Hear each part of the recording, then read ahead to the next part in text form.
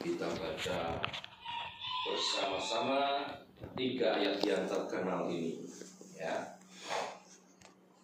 2, 3. Nyanyian Siarah Daud. Sungguh alangkah baiknya dan indahnya apabila saudara-saudara diam bersama dengan rukun, seperti minyak yang baik di atas kepala meleleh ke janggut, yang meleleh ke janggut Harun dan ke leher jubahnya, seperti embun gunung Hermon yang turun ke atas gunung-gunung Sion. Sebab kesanalah Tuhan memerintahkan berkat kehidupan untuk selama-lamanya. Amin. Bapak Ibu saudara sekalian, minggu ini kita mendapat pesan khusus untuk memperhatikan hal persaudaraan. Sebagai makhluk sosial, kita tidak bisa hidup sendiri. Artinya kalau hidup sendiri itu pasti kurang lengkap, karena kita ini makhluk sosial, atau menjadi pribadi yang kurang normal, orang bilang begitu. Ya, normalnya orang itu hidup bersama dalam sebuah komunitas. Oleh sebab itulah Tuhan menempatkan kita di keluarga, baik keluarga secara umum saja jasmani maupun di keluarga secara rohani, yaitu gereja. Ya, di komunitas itulah kita bertumbuh bersama, kita saling menjaga, ya, kita saling melindungi, ya, sehingga tujuan daripada Tuhan baik di keluarga secara jasmani dan di keluarga secara rohani tercapai, ya. Dan pada akhirnya nanti kita juga akan berkumpul di surga dalam keluarga rohani ya seutuhnya bersama dengan teman-teman seiman seluruh dunia ini. Nah, baik di dalam keluarga secara umum maupun gereja, kita harus mengembangkan kasih persaudaraan sehingga persaudaraan kita menjadi semakin indah dan mendatangkan berkat-berkat yang khusus dari Tuhan. Kalau tidak dikembangkan kerukunan, ya, walaupun bersaudara jadi tidak indah, ya, walaupun bersaudara tidak diberkati, atau kita diberkati tapi karena tidak rukun, sering yang terjadi tidak bisa menikmati berkat itu walaupun berlimpah-limpah, ya. Dan kalau kita tidak rukun, cenderung akhirnya saling membinasakan, saling merugikan, ya. Ada ilustrasi tentang bangau dan kerang. Di pagi semacam hari ini, di pinggir pantai, bangau sedang mencari makan. Biasa bangau makan kalau tidak pagi, sore, sambil ya teduh-teduh begitu. Kerang semalaman kedinginan, matahari mulai bersinar, dia mulai ingin memanaskan, menghangatkan diri. Jadi kerang buka cangkangnya. Waktu kerang buka cangkangnya, kelihatlah tubuhnya, dagingnya. Wah, bangau langsung, wah ini lagi makananku yang enak. Langsung dipatok sama bangau. Tapi kerang tidak mau kalah, dia capit paruhnya si bangau. Wah, si bangau kesakitan, nggak bisa membuka mulutnya. Mungkin kerangnya agak besar gitu ya. Lalu lepaskan, nggak bisa. Kalau aku lepaskan, kamu akan makan aku.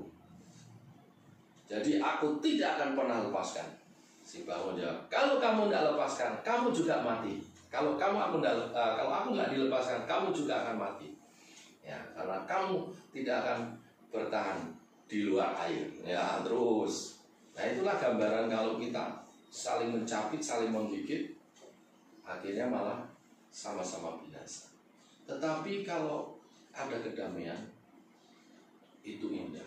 Ini yang kita mesti usahakan. Ya, setidaknya ada 3 hal bila kita mengusahakan, bagaimana kita mengusahakan kerukunan. sehingga persaudaraan itu sungguh sangat indah. Ya, dari Mazmur yang terkenal, Mazmur 133, ya, terkenal syairnya indah, terkenal makna teologisnya dalam, ya, karena juga tidak terlalu panjang, cuma 3 ayat, dan indah syairnya sering digubah menjadi lagu-lagu, banyak sekali lagu tentang Mazmur 133 ini. Dan tadi kita nyanyikan satu, ya, sungguh alangkah baiknya, sungguh alangkah indahnya bila saudara semua hidup rukun bersama, seperti embun, ya, seperti minyak di kepala Harun yang kejanggut dan kejubahnya seperti embun di Bukit Hermon yang mengalir ke Bukit Sion, sebab kesanalah Allah memerintahkan berkatnya. Ya, yang pertama, bagaimana mengusahakan indahnya persaudaraan, yaitu dengan hidup rukun satu dengan yang lain. Keindahan persaudaraan ayat 1 dikatakan, sungguh alangkah baiknya dan indahnya apabila saudara-saudara diam bersama dengan rukun. Jadi yang pertama, bagaimana mengusahakan indah kasih persaudaraan adalah dengan hidup rukun satu dengan yang lain. Hidup rukun itu berarti tidak ada konflik. Hidup rukun itu berarti bisa mengatur hidup bersama sehingga tidak berbenturan. Hidup rukun itu berarti tidak selalu harus seragam, semua sama. Ya, hidup rukun itu berarti walaupun berbeda-beda tetapi bisa ngumpul bersama dan bisa hidup bersama. Keindahan persaudaraan terlihat dalam kerukunan. Kerukunan bicara tentang kesatuan, bersatu walaupun berbeda-beda. Ya, itu indah, saudara. Ya, saya juga seorang yang menyukai keindahan. Ya, baik saya sendiri orang musik, tapi saya juga senang kesenian. Ya, saya senang lihat lukisan, saya senang lihat pemandangan indah. Yang indah-indah itu saya senang, gitu ya. Nah, biasanya lukisan-lukisan itu juga indah, ya, kalau bisa memadukan warna. Ya, macam-macam warna bisa jadi satu, atau berbagai bentuk bisa dirangkai jadi satu, ya, sehingga menjadi satu karya yang indah. Keberbedaan bisa bersatu, itu indah. Kata saudara-saudara di sini dipahami sebagai saudara seiman, ya. Dikatakan sungguh alangkah baik dan indahnya apabila saudara-saudara diam bersama dengan rukun. Kata saudara-saudara ini dipahami sebagai saudara seiman. Kenapa? Karena Mazmur ini di ayat 1 bagian atas tadi dikatakan nyanyian ziarah. Nyanyian ziarah itu nyanyian yang dinyanyikan selama orang-orang Israel itu berziarah ke Yerusalem. Ya, dalam 1 tahun mereka mengadakan ziarah beberapa kali, ya, sampai 3 kali kalau tidak salah. Tetapi wajibnya 1 kali harus. Nah, ketika mereka berziarah, ya, zaman Mazmur ini ditulis itu masih jalan kaki, dan Yerusalem itu letaknya ada di atas bukit. Mereka berjalan, sambil berjalan itulah mereka menyanyikan nyanyian Mazmur. Salah satunya Mazmur 133 ini. Ya, jadi ini ada unsur keagamaan, ada unsur imani. Ya, tentunya kita bukan orang Israel secara jasmani, tetapi di dalam Yesus kita menjadi Israel rohani. Kita dicangkokkan menjadi umat pilihan Allah. Ya, jadi kita pahami sekarang kata saudara-saudara ini sebagai saudara seiman. Sebagai saudara seiman kita mesti saling, ya, menjaga kerukunan. Jangan perbedaan dijadikan alasan untuk berseteru. Sebaliknya kita bisa menjaga kerukunan. Keberbedaan apapun di dalam Kristus melebur jadi satu dalam keimanan kita, dalam persaudaraan seiman ini, ya. Kota Yerusalem ketika datang masa ziarah itu menjadi kota yang hiruk pikuk, ya, ramai sekali. Ya, seperti kota Jogja kalau musim liburan, wah tumpak belang. Saya juga tinggal di Bandung, sempat beberapa tinggal di Bandung cukup lama. Sekarang ini Bandung sebelum masa Covid ya, itu menjadi kota wisata bagi orang-orang Jakarta dan sekitarnya. Kalau Jumat, Sabtu, Minggu orang Bandung asli malah nggak mau keluar. Kenapa? Hiruk pikuk. Ya. Nah, biasa perjalanan ke gereja, saya menggembalakan satu gereja kecil rayon, cabang dari pusat. Tapi saya punya juga tugas di pusat. Kalau saya khotbah di jadwal sebulan selalu ada khotbah di pusat. Itu kalau subuh sepi, itu perjalanan dari rumah saya ke gereja pusat itu tidak lebih dari 10 menit. Aja. Tapi kesiangan sedikit itu menjadi 1 jam lebih.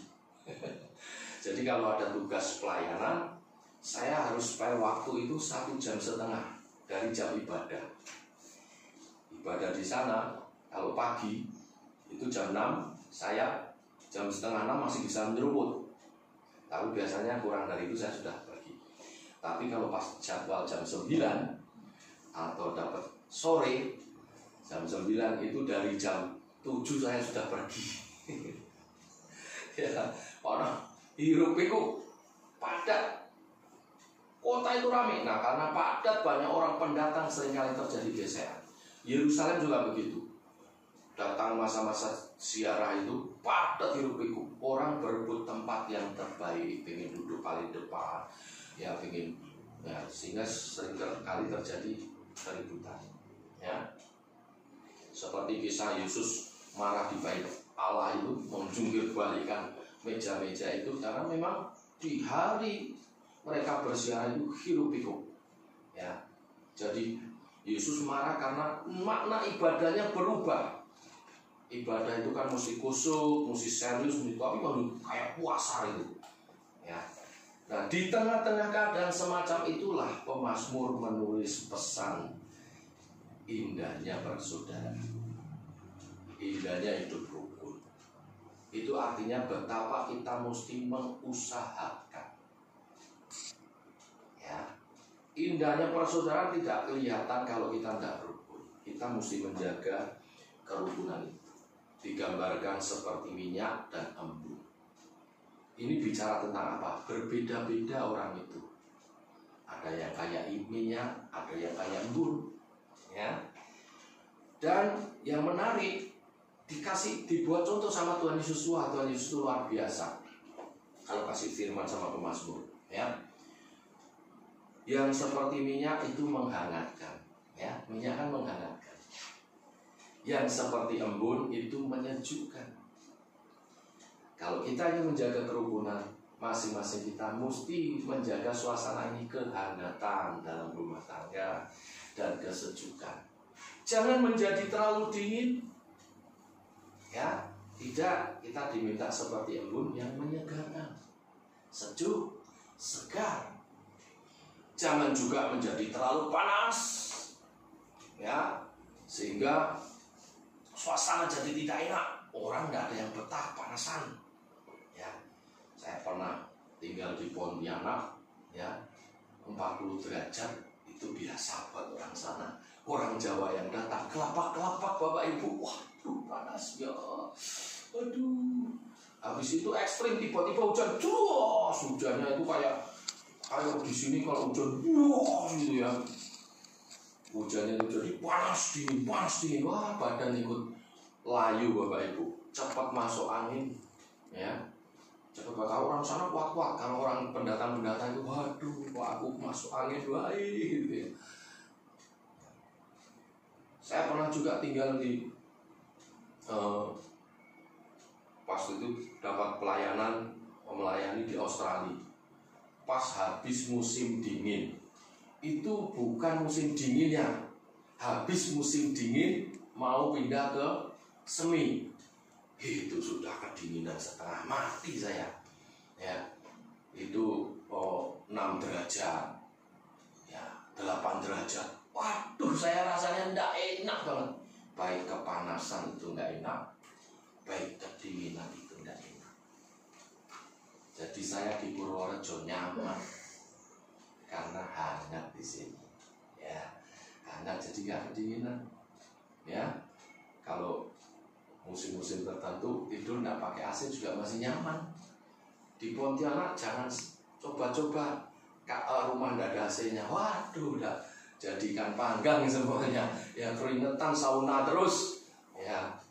Tapi di sini masih bisa nyaman.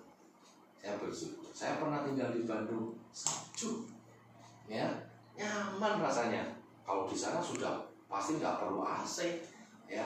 Siang jam 12 pun masih nyaman, ya. Kantor AC nggak perlu dinyalain, ya. Kecuali kalau rapat rame padat orangnya baru dinyalain. Nyaman. Nah, seperti itu kita menjaga kerukunan dalam rumah tangga. Orang itu betah. Amin Bapak Ibu. Dalam keluarga rohani juga begitu. Bersama-sama kita bersekutu, ya. Kita ini bersyukur saudara bisa ibadah di pastori. Teman-teman tuh tahu-tahu datang siang-siang. Hei Pak Julius, maaf Pak, aduh kangen aku suasana gereja, pengen lihat aja. Oh iya boleh datang, nanti jam siang jam 9 beribadah, ya. Di rumah terus juga ada jenuhnya. Tapi kalau bisa menjaga suasana hangat dan sejuk itu, kita betah. Suami betah di rumah itu yang betul, istri betah di rumah, anak-anak betah bersama dengan orang tua, bukan sebaliknya. Di gereja juga demikian, ada dirindukan suasana bersama, ya, dan sebagainya. Saya dikirimin TikTok, judulnya pendeta yang reaksi pendeta setelah masa COVID berlalu. Waduh, orang kayak kegirangan semacam itu, ya. Kita rindukan itu, kita berdoa supaya masa-masa bencana ini dapat segera terlewati. Tapi selama ini juga tetap kita menjaga kehangatan dan kesejukan suasana di rumah maupun di gereja. Ini yang pertama Bapak Ibu, menjaga kerukunan, ya. Yang kedua, bagaimana kita mengusahakan indahnya kasih persaudaraan hidup dalam Tuhan, yaitu dengan kita ini masing-masing berguna satu dengan yang lain. Ayat 2 dikatakan, seperti minyak yang baik di atas kepala, meleleh ke janggut, yang meleleh ke janggut Harun dan ke leher jubahnya. Ya, apa maksudnya ini? Berguna seperti minyak yang mengurapi kepala Harun mengalir ke bawah. Dalam budaya Israel, minyak itu menjadi elemen yang sangat penting, baik dalam masyarakat maupun dalam gereja. Di masyarakat, minyak itu lambang sukacita, ya.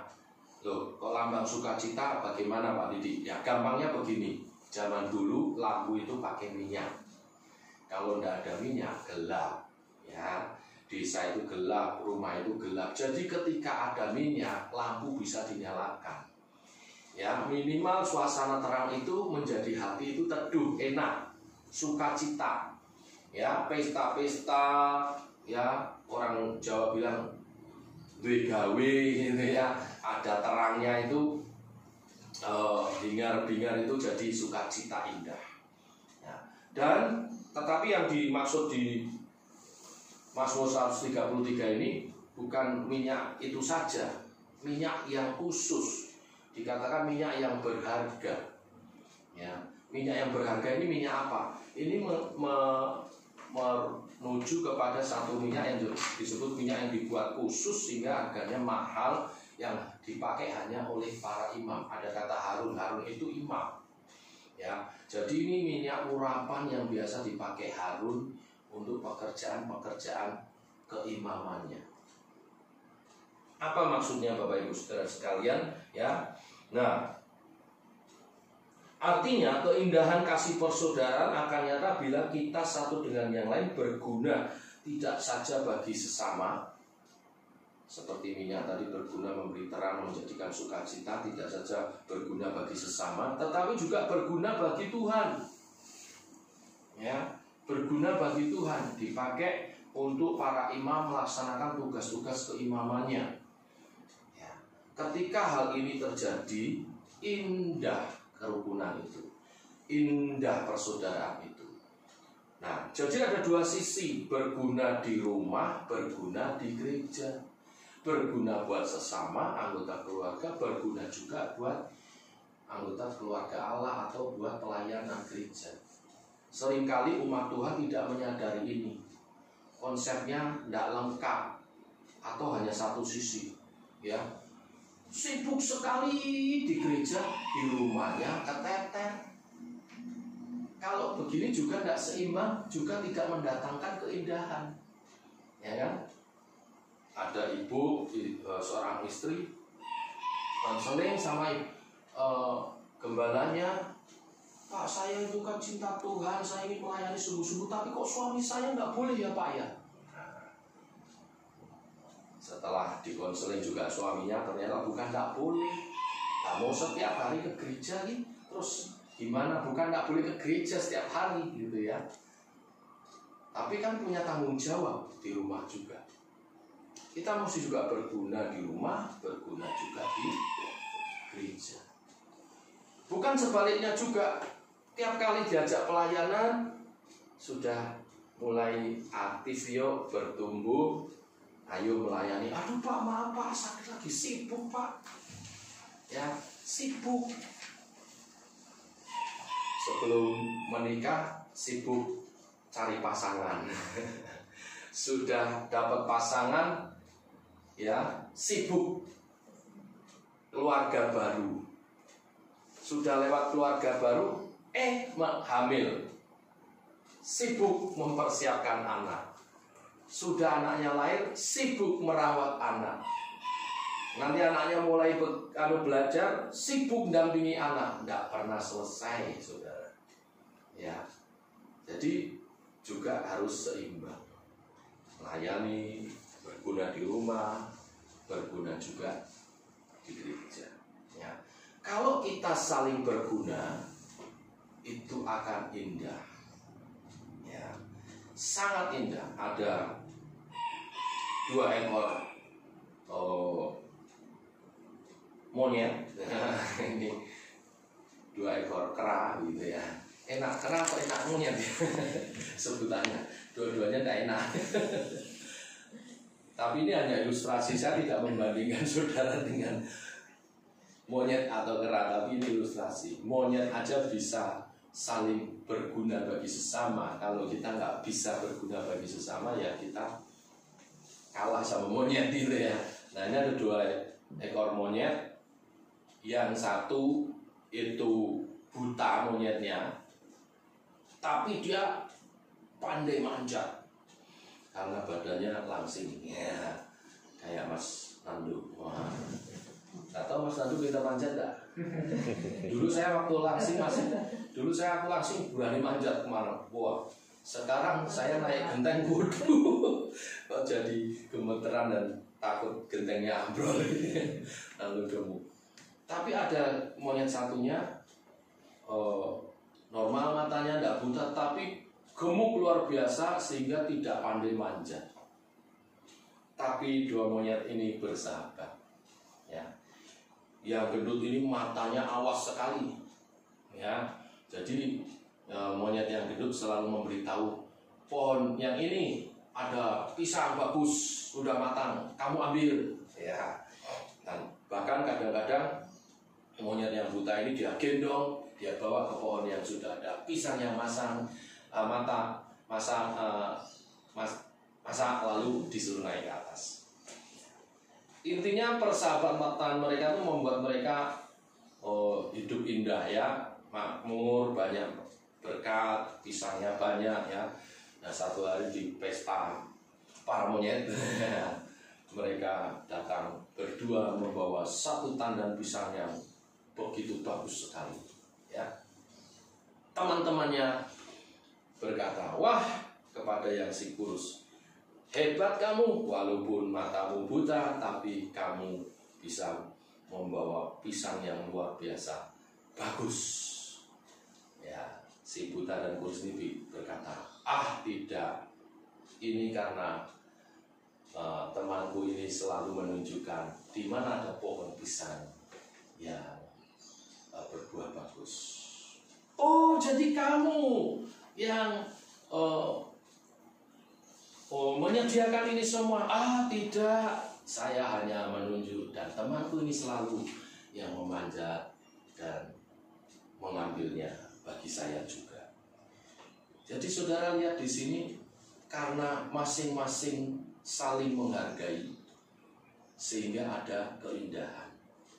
Kenapa saling menghargai? Karena masing-masing bisa lihat, saya membutuhkan dia, saya juga dibutuhkan. Saling melihat bahwa mereka ini saling berguna satu dengan yang lain. Ketika kita ini berguna buat keluarga kita, pasti kita disayang, pasti ada keindahan. Ketika kita ini menyatakan kita ini berguna di gereja juga, ya, saudara akan disayang, saudara akan mendapat keluarga yang seutuhnya, yang betul-betul, ya, oh ini saya berarti. Seseorang menjadi merasa tidak berarti, menjadi merasa kurang berarti, karena dia rasa tidak berguna di satu tempat.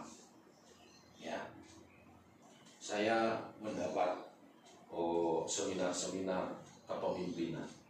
Ya, seorang pria itu harus bekerja. Apapun bentuk pekerjaannya, harus bekerja.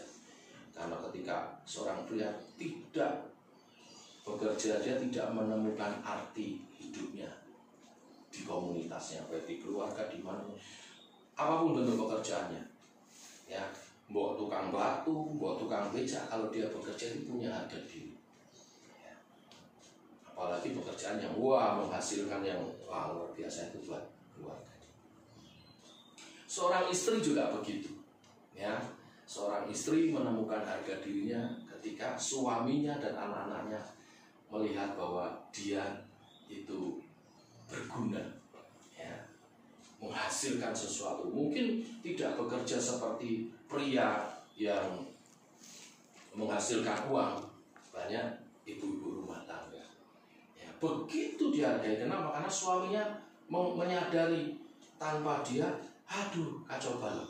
Ya, saya merasakannya sendiri. Ya, misalnya kalau ibu, karena dua-duanya pendeta, kadang-kadang ibu juga dapat pelayanan keluar kota, apalagi waktu di Pontianak.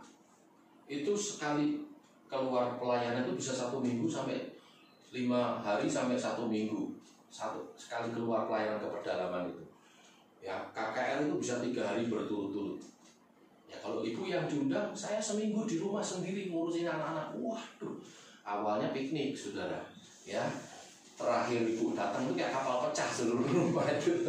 Awalnya piknik, asik, masak, asik ya. Lama-lama, sesuai maksimal 5 hari aja, sesuai maksimal kapasitasnya mau 5 hari. Kenapa? Karena memang saya menyadari saya butuh istri saya. Dia lebih terampil mengerjakan pekerjaan rumah, ya, kerjaan rumah. Saya dengan istri dengan saya juga demikian. Ya. Kalau saya pergi lama, bukan dia rasa enak, senang, enggak. Ya. Ya mungkin sehari 2 hari ada kelonggaran sedikit, tidak harus melayani suami secara khusus gitu ya. Bisa ke mall sama anak-anak segala, tapi lebih dari itu dia merasa ada yang hilang. Ya. Terutama perlindungan, terutama kehadiran kita, apalagi kalau ketemu orang harus mengambil keputusan, suami dibutuhkan. Ketika kita bisa menyatakan kegunaan kita di satu tempat, maka ada harga diri, ada keindahan di sana, kuat persatuan. Ya, ini yang kedua. Yang ketiga, bagaimana kita menjaga atau mengupayakan indahnya kasih bersaudara, yaitu dengan terus mengembangkan sikap rendah hati satu dengan yang lain. Ya, ayat 3 dikatakan seperti embun ya Gunung Hermon yang turun ke atas gunung-gunung Sion, sebab kesanalah Tuhan memerintahkan berkat kehidupan untuk selama-lamanya. Kerendahan hati digambarkan seperti embun. Embun menyejukkan. Embun yang dimaksud di sini adalah embun dari Gunung Hermon. Gunung Hermon itu sebetulnya di sana ada salju abadi. Ya. Dia merelakan diri, salju ini merelakan diri untuk kemudian dari salju abadi meleleh, ya, meleleh mengalir melalui sungai-sungai sepanjang bukit-bukit, termasuk yang paling banyak di sana Bukit Sion. Ya, dan karena aliran ini rutin, maka ini menjadi sumber air abadi. Ya, nah kalau pagi itu sebelum matahari terbit itu embun itu seluruh bukit di kabut embun itu. Ya, nah maksud dari gambaran embun Gunung Hermon yang mau turun dari Bukit Sion inilah gambaran kerendahan hati. Mau, ada kata mau, ya memang ini yang dimaksud bahwa bicara tentang kerendahan hati itu bicara kemauan, ya, kemauan untuk meletakkan ego kita. Ya. Kalau berguna dan juga kerukunan, tadi sudah saya jelaskan. Ini sekarang bicara kerendahan hati. Kerendahan hati adalah kemauan kita meletakkan ego kita untuk lebih memikirkan banyak orang. Kalau di rumah tangga ya kita tidak menang-menang sendiri, tapi mikirin anggota keluarga yang lain. Di gereja juga demikian. Kita tidak menang-menang sendiri, kita memikirkan kepentingan orang lain. Tanda seorang tidak egois lagi adalah memperdulikan kepentingan orang lain. Semua diukur dengan kebersamaan. Ya, bukan benarnya sendiri, bukan senangnya sendiri, bukan suksesnya sendiri, tapi kebenaran bersama, sukses bersama, senang bersama. Tetapi ini bukan seperti paham komunis ya. Ya, memang komunis juga ngambil di situ ya, bersama, tapi tidak ada Tuhannya. Ya, kebersamaan di sini dalam bingkai iman rohani. Ya, dalam bingkai kebenaran firman. Ya, kalau bersama-sama tapi jahat ya tidak boleh. Ya, bersama-sama benar ya. Jadi kebenaran yang bersama dan kesenangan bersama dibingkai dalam iman ini. Tidak lagi mikirkan diri sendiri, walaupun dia suami, ya pengambil keputusan, pemimpin di rumah tangga, dia tidak semena-mena memaksakan aturan istri harus begini, anak harus begini, ya.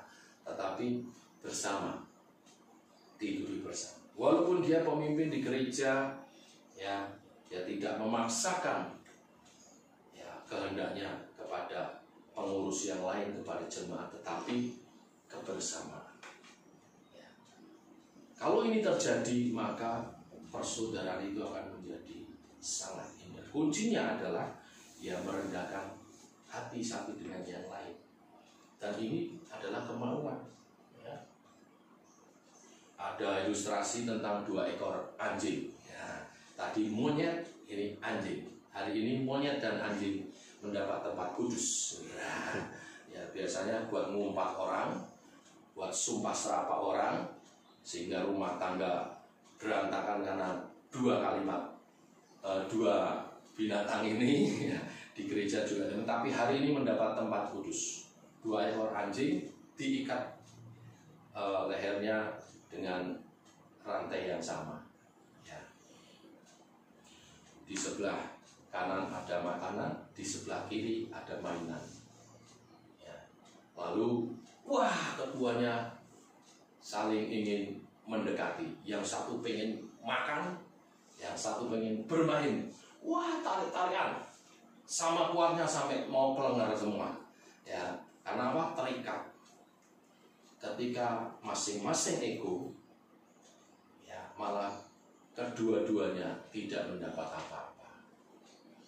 Tapi anjing ini menyadari.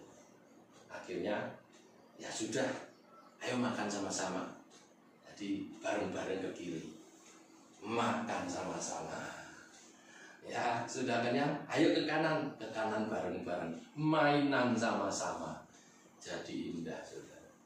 Ya, kalau semuanya dalam kebersamaan, ya kuncinya tadi tidak memaksakan egonya, dia mau menaruh egonya. Ya seperti salju abadi di Gunung Hermon mau meleleh, ya sehingga menjadi sumber air abadi bagi Bukit Sion. Maka seluruh sekitar pegunungan itu subur, indah.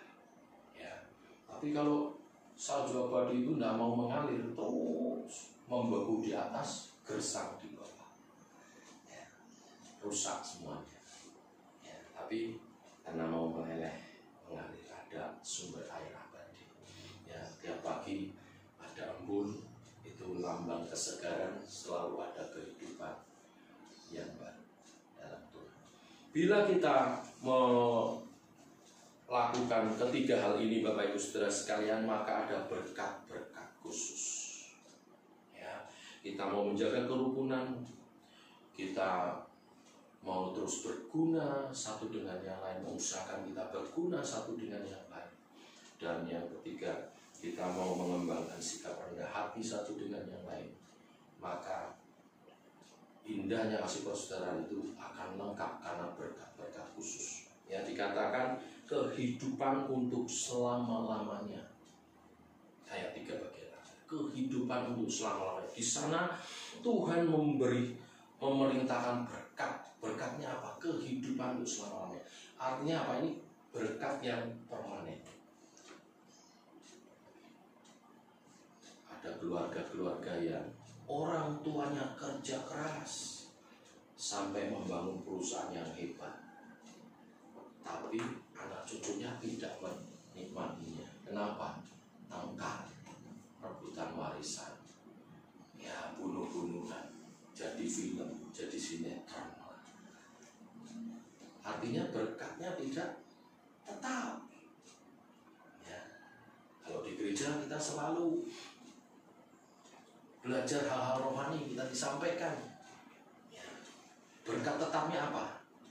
Jemaat itu akhirnya fokus. Ya, karena rukun, fokus ibadahnya. Ketika Tuhan datang kedua kali, jemaat itu diangkat semua, nggak ada yang ketinggalan. Ya kan? Kalau banyak jemaat yang ketinggalan, berarti berkat rohaninya juga tidak tetap. Hanya sebagian saja yang menikmati. Ya, tapi kita rindu banyak jemaat Tuhan. Akhirnya semua juga siap rapture diangkat. Ya, memimpin bersama, akhirnya ketemu di surga dalam keluarga Allah. Ya, secara keseluruhan. Wah, indah. Sudah rindukan hal itu? Mulai dari keluarga masing-masing dan gereja kita, dan kita terus berkembang sampai Tuhan Yesus datang kedua kali. Amin. Mari kita datang kepada Tuhan. Kita sambut berkat firman Tuhan dengan kasih-Mu tiada berhenti.